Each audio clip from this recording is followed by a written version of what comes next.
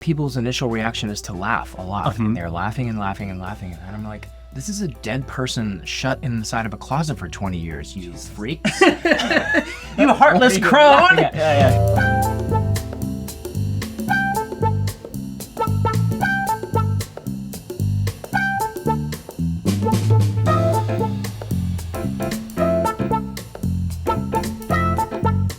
Hi, Andrew. Hi, Taylor. Thanks for meeting me here. I just wanted to give you some notes on your performance. I thought I'd use this opportunity. Yeah. I noticed in the second half, your energy really starts to dip. You know, it's like I'm watching a corpse up there. And so I would just encourage you to really drive through the lines, like those consonants. Thank you. I'll take that to heart, to my cold, dead heart.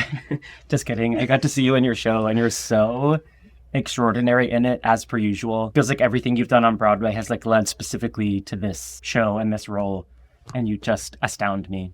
Thank you, Taylor. You bet. That's very nice. It's true. I'm so happy to be doing it.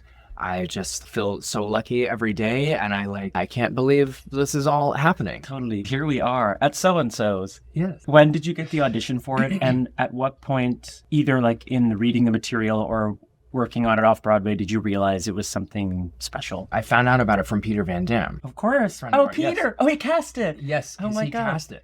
So also Taylor and I, we go way back. We've known each other, 15, 16 years. Since 2009. Because you were in the closing cast of Spring Awakening while I was doing the tour. So yeah, he cast our show. So he called me and he was like, there's this great part for you. And it was the whole band's visit team. Oh, right. David Cromer, David Yazbek, Itamar Moses. And I was like, well, that's good enough for me. And I went into audition and everybody was there because, like, you know, what a great team to work for. And I pretty much knew it was a great show from the first page of the script, because the lyrics of this beautiful song about nature and longing in life, and then one written line at the bottom of the first page that said, all right, boys, let's go rob that fucking train.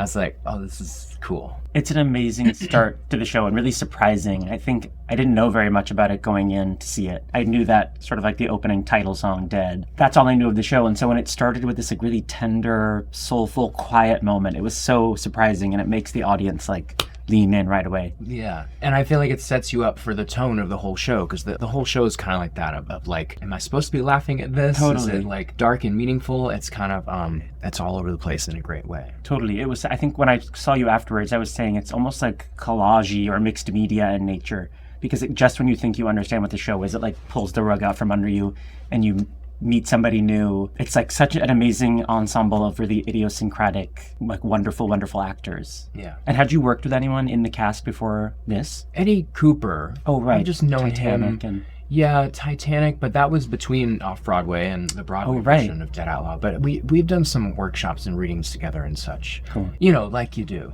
Like we all have. Boy, yeah.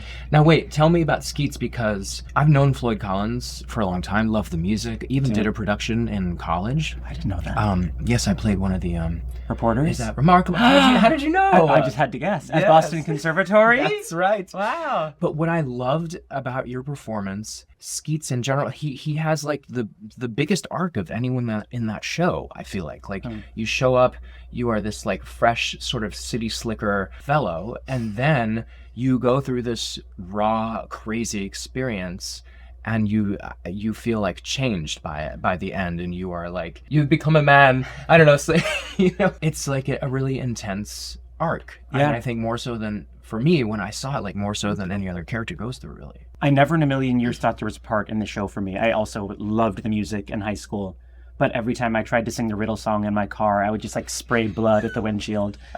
And Skeets doesn't sing, so he's not on the cast recording. When I got the audition to play Skeets and I was reading it, I had the same thought. I was like, whoa, other than Floyd, he changes the most from beginning to end. Yeah, he becomes a man. He was this real person. He was like 20, 21 years old. So brave.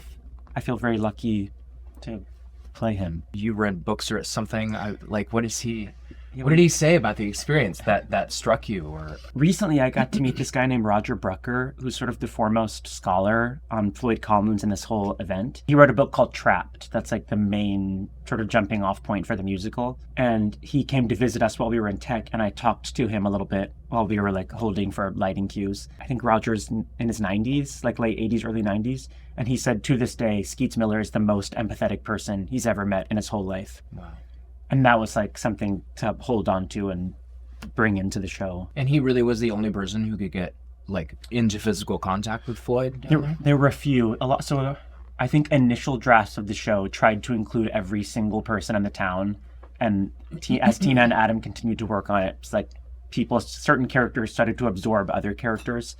So Skeets is really like 2 or 3 people, but he was like the sole lifeline between the American public and Floyd Collins. Wow. You had to like create a cave in that vast space of the Vivian Beaumont, which is so beautifully done. Like the show starts and it's a blank stage and suddenly becomes this cave. What was it like sort of physically creating the cave? Because you're not even necessarily confined by actual space, right? You have to not at all, create that. My favorite kind of theater, and your show does this so beautifully too, is theater that forces the audience to use their imagination. Yeah.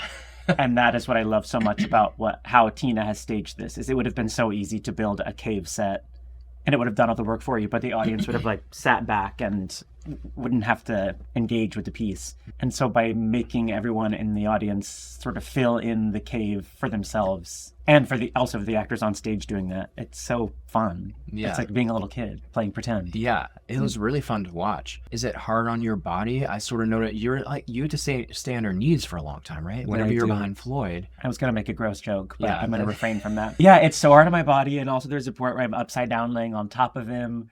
It's a lot of running. You go down to try to get to his feet. Yeah, it's so tough. And as she gets older, these joints and these bones. I hear you. Sometimes when I bend down, it sounds like somebody dumping a tray of silverware down a flight of stairs. Oh yeah. Mine's like a tennis match. It's like, Zendaya has arrived. Yeah.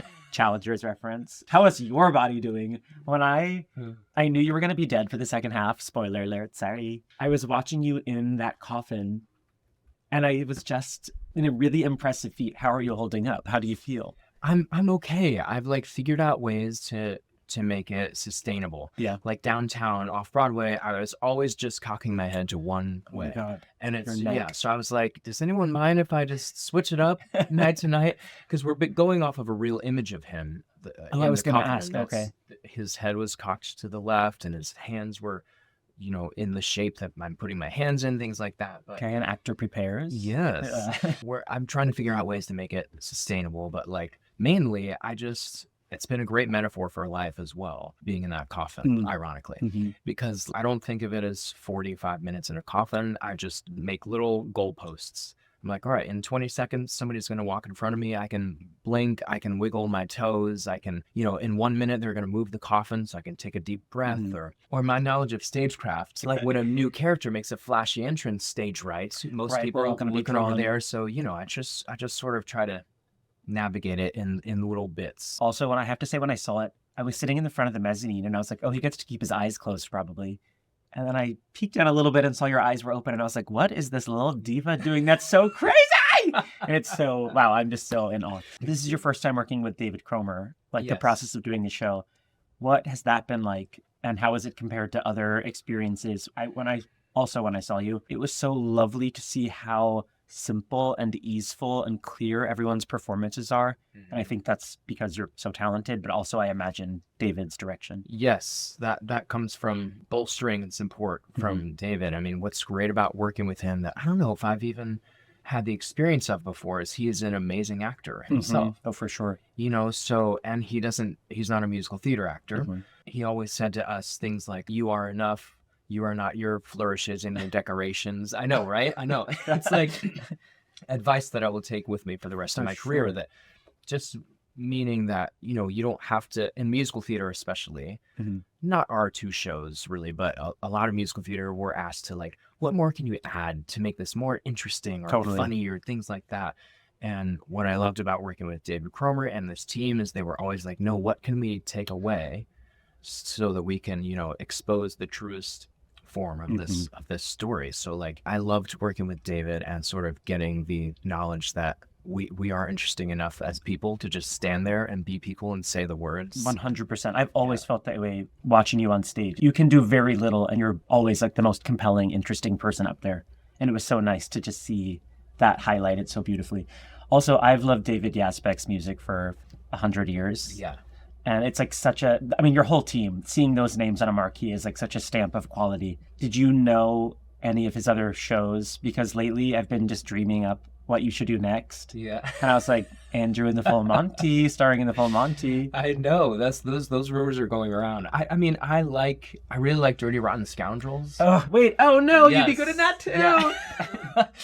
I love Yazbek's music. Yeah. Like, I don't know, there's something so irreverent but also specific about it always. And this show in particular is really cool because it's the kind of music that I think he likes outside of musical theater as well. You know, and he like made this music with his bandmates and would perform it with a band on stage, whereas, you know, the other ones are more sort of specifically for musicals. Character driven. So it's been great to work with him. And how about yours? Your music is incredible. Oh my god, I know show. It's like one of the best scores we've got. I don't have to sing a word. I would call it like a spoken word. And thank you for saying that. Yes. Thank you for noticing. Yeah.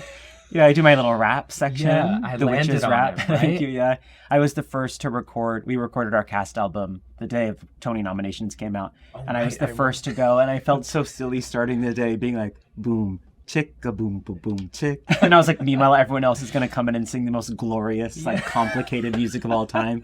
And I was like, ta ta ti ti ta. But it's the greatest. This has been my favorite score forever, and it's a gift to listen. God, it's so complex and like... Yeah, holy moly. There's a harmonica player, which Whoa. How often is there a harmonica player in the pit of a Broadway orchestra? Right. And there are moments where he has like 4 harmonicas in hand. No. And it's just going between them. He's unbelievable. The whole cool. orchestra is nuts. I just imagine him with like harmonica stands. Just like, he could do Like it a seal. hands-free. Yeah. What has the audience reaction been? How has it differed from being downtown at the Minetta Lane to being on Broadway? And also, what has if at all, has your internal experience changed? The audiences have been really excited. From off-Broadway to Broadway, pretty similar. And we tried to, you know, because the show works so well off-Broadway, we tried to stay true to those vibes, you know. We didn't try to make it too much bigger or anything like that. So we have a lot of people coming from off-Broadway. Oh, that's fun. We saw it off-Broadway to see it here. That's been going well. People really like it. You were nominated for a Tony Award for Best Leading Actor in a Musical. Has that even like changed your internal experience moving forward? No, internally, I try to always keep it the same. You know, I mean, I was nervous about the Broadway transfer. Totally. Because we had very little time and then just being in a different theater. But I keep telling people the first day that we walked in there for tech and I stood on that stage and looked out into the house, I was like, oh, I could like feel every seat, you know, see every seat, and I could feel the intimacy. And I was like, oh, a lot of my nerves went away. I was like, it's gonna work really well here. The Tony, it doesn't make a difference, dear. You know, I'm always going It's to. cool though. Yeah, it is cool. Yeah. But, you know, I mean, I'm sure same for you. Just like trying to stay grounded and do the best job that I can and be a good company member and just like have fun, you know, because we all started out as theater kids and we still are. Yeah, that's right. Yeah, how about you? How are you feeling about it all? I feel fine. I think the very first... Are you a diva now? Yeah, I'm a monster. I'm just pushing people down everywhere I turn. You were nominated for every possible theater award leading up to this. So when I saw your name that morning, it was so thrilling because I've known and loved you for so long, but also like not at all surprising. Yeah. I didn't think I was like a part of the conversation whatsoever. That's so funny because I thought you were. I mean, I saw the nice. show. Everyone is so good and the show is so good. But for me, and like I said, with your character's arc and everything, you were just the heart of the show for me. So you really made an impact. And I think you like elevate the heart of the show. So Thanks. I think well deserved. Hey, thanks. But I didn't see it coming. And so then I think that first night I put a lot of like self-imposed pressure to suddenly give like an extraordinary performance. And I've tried to release that now. But yeah, there's something about now the expectation of people coming in, me thinking that people are going to be like, well, let's see what this kid got. Me. Yeah. That's so funny. Mine is the opposite. I was super nervous about being impressive for like nominators and critics and all that, especially our show because we only had like 1 week of previews that all those people could come. So I was super nervous then. And then as soon as it happened, I feel like I was back into it. That's nice. Because there's so many Tony voters, right? You just gotta like, totally. You just gotta focus and. Right. It's like be a good scene partner and serve the material. You weren't expecting it. Yeah, not at all. Where were you when you found out? Did you wake up early and check it out anyway, or were you sleeping and it was like bing, bing, bing, bing on your phone? I woke up to the sound of my shower curtain becoming dislodged, crashing to the ground, and I thought it was the sound of someone coming in to kill me. It's an amazing way to start the day. Can't recommend it enough. And then I saw a giant roach in the corner, and I was like, not a good omen, huh? Not going my way today. And then I left the apartment because we were recording a cast album. Wait, was someone in your shower? Why did that happen? No. Yeah, Leah Michelle. Oh. I left the building to go record the cast album. And I think I looked at Instagram for 1 second and I saw a post that was like, Buena Vista Social Club nominated for, and I was like, okay, so it's already happening and no one's called me, so that's okay. And so then I was just like walking down the street and my manager called me and I was like, oh, she's like very sweetly calling to be like, chin up, kid, keep on, we'll get them next time. And I was like, that's nice. And then she called again, so I picked up and she told me. And I didn't. Oh my God. Wait, what time in the morning was this? How did you? 9:30 maybe. 9:30? And nobody else had texted you or anything, or you just didn't look at your phone because you were trying to get out? Largely that. But she called, she told me, and I think most of my life I've been like, awards are so silly. And then she called and I, of course, was like, yeah. Just because we've been doing this for so long and it feels really nice for someone to be like, hey, see ya. Yeah, exactly. We give so much to this community because we love this community and it's such a great thing to be a part of. But yeah, to be recognized back totally by the community. Like very, very kind. In a season of so many really extraordinary things. An unprecedented number of shows, apparently. Over like 40-something shows. The most shows eligible for Tony's ever in history. And here we are. Look at us now. I flipped the table. You have like gone back and forth between plays and musicals a lot in your career. You too. Hey. Yeah. Woogity woogity. And I don't think that's like, a lot of actors aren't afforded that opportunity.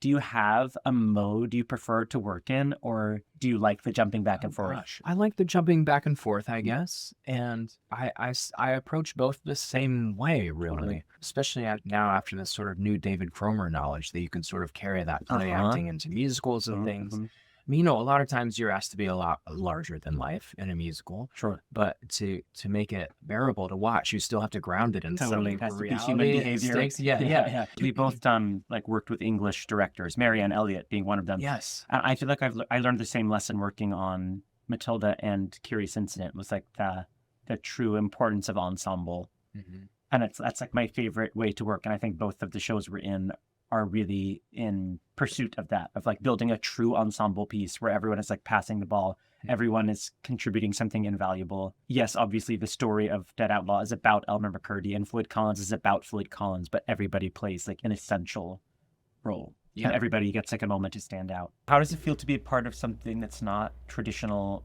Broadway fare? What's that been like? It's very cool.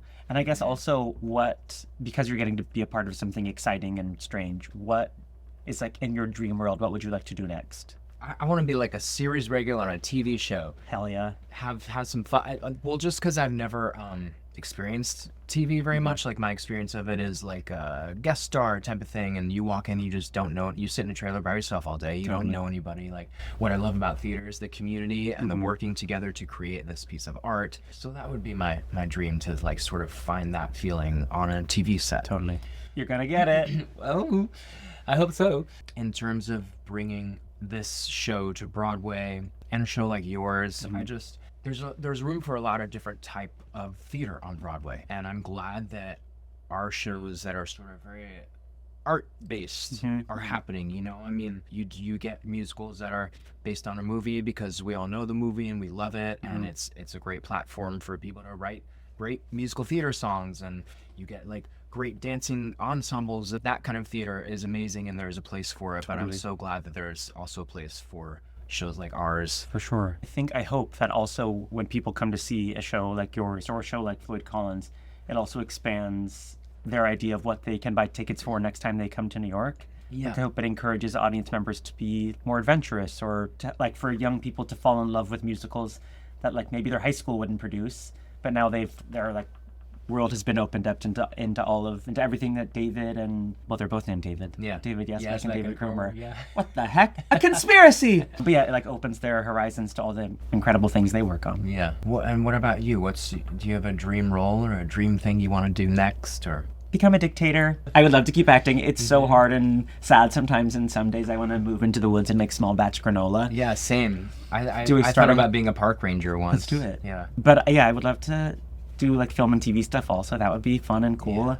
Annie Baker's like somebody who's eternally been at the top of my list for dream collaborators ever since seeing Circle Mirror Transformation Yeah. a long time ago. But yeah, the most important thing is just working with like cool, interesting, nice people. I want to do something with you again. I know, you too, Taylor. okay. I feel like, and what you said too is true, and is keeping me grounded in this moment of Tony nomination madness. Is just that like it's not likely that we will never have a job like we have again, but it's possible. Sure, So, totally. and that's like one of the blessings and curses of what we do. Like you have to be so grateful and be terrified of when it ends. I know. That you'll never work again, but which is not likely. But it's, I don't know. It's. Totally. I put a little countdown on the wall of my dressing room I saw because that. Yes, that's right. You have like 100 performances or Yeah, something. we have less than 100 total. Less. And so I just was like, let me make sure I really am like present and appreciative for each moment I get to work at Lincoln Center where the toilet seats are heated and there are bidets attached. Ready for some rapid fire? Okay, yeah. Most surprising audience reaction so far. There's a part where I'm locked in the closet for 20 years and I have to stand like this for 35 seconds. Oh, right. And like I met that the laughs ebb and flow. And the other night, some guy had the craziest laugh that I almost, first time ever, I almost like, Can you do an impression of it? it was like, it sounded like a seal. It was like, Is that what seals sound like? yes, yes. Haven't you ever been to San Francisco? I guess not. So yeah, that was that. What's your most surprising audience reaction? We had a little dog with pink ears in the front row the other day, watching the whole show. Loved it. I think, as far as I can tell. And Alicia Umfris came to the show that night, and she was filming Curtin Call and tried to like surreptitiously pan to the dog to get it in the shot. And as her iPhone landed on the dog, the owner was looking straight into the barrel of the iPhone, waving. That was pretty amazing. Was the dog like? Yeah. It was like, yeah. Hardest technical moment of the show that audiences might not realize. Oh gosh. Is this thing on? I guess just like, standing in that coffin. My feet fall asleep. Oh my god, I bet. That's what happens. Do you ever fart in there? Sorry. I guess maybe sometimes. I fart more during Killed a Man in Maine because I just have to scream. Talk about killer, Grits, man. yeah. It's about to kill Jeb Brown up there. Exactly. How about you? What's the most Hardest technical part? I have a quick change where I have to climb down a ladder, run through like the basement of Lincoln Center, up flights of stairs, through the VOM, and re-enter all within like, I don't know, like a minute, and fully change all of my clothes. That is so many stairs. It's a lot of stairs. Are you like leaving clothes as you go? Like, No, in your wake? Can you Just imagine? running naked? I'm always like coming back on stage, and I always want to turn to the audience and be like, I just ran. Yeah. Does anyone even care? That's how they know that you work, when you're like, Moment you feel most connected to little Elmer McCurdy. I again will say those 35 seconds trapped in that closet. Really? Because like people's initial reaction is to laugh a lot. And they're laughing and laughing and laughing. And I'm like, this is a dead person shut inside of a closet for 20 years, you freaks. You heartless crone! Yeah. But also, that's one of the great things about the show, I think, is that you start laughing at something and then you catch yourself and you're like, oh, wait, this is dark, or this is a human, or which is why also we, David Cromer, when we did the first workshop, came up to me and was like, just so you know, if this happens, we're not making a dummy to put in that coffin. It's got to be you, because It's like essential of the humanity. Totally. Yeah. I also, as like silly and joyful and fun and punk rock as your show is, I also loved how bleak it can be, and the reminder that one of the bedrock of American culture sometimes is self-interest. And I feel like the second half of your show really drives that home so beautifully. Taylor, what's the moment you feel the most connected to your character, Skeets Miller? The whole time, I'm so in There you character. go. Maybe I have my very first scene with Jeremy in the first act is like probably our longest book scene in the whole musical. Wow. And that's such a luxury in a musical. And I was so scared of it at first. I thought the audience was going to be like, boo, dance, loser, Right. sing a song, nerd. But it's been so lovely to settle in and really connect with Jeremy for the first time in the show. If you could be any other character in this Broadway season, who would it be? Millicent in Dead Outlaw. Oh, yeah. Is that her That's name? a good one. Yeah, Melissa. I love that damn song.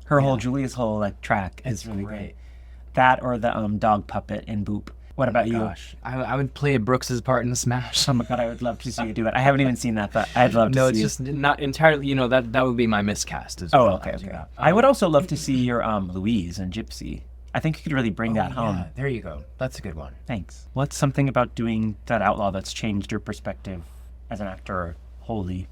I think I'll go back again to the sort of Cromer enabling his actors to just that you are enough, you know, and that you could be there and deliver the material simply without adding any extra whipped cream on top, and it's good. What's something about performing in Floyd Collins that's changed your perspective as an actor?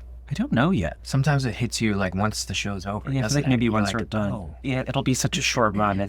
Maybe it'll be like a post-mortem realization. Sorry, post-mortem yikes, you dyingers. Really insensitive of me. Yeah, I'm not sure yet. But I sure have loved it every second. Yeah. I'm so happy to see you. Let's hug across the table. Okay, that'll be really uncomfortable.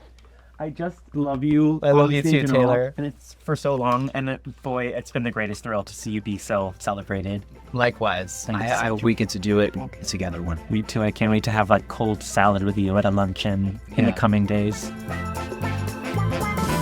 Before we go, we'd like to thank our brilliant stars, the Museum of Broadway for their partnership, and So-and-So's for welcoming us into their space. This has been It Takes Two Broadway Conversations. Comment below to let us know what guest you'd like to see next on And That's Showbiz. See you in the comments, and see you next time.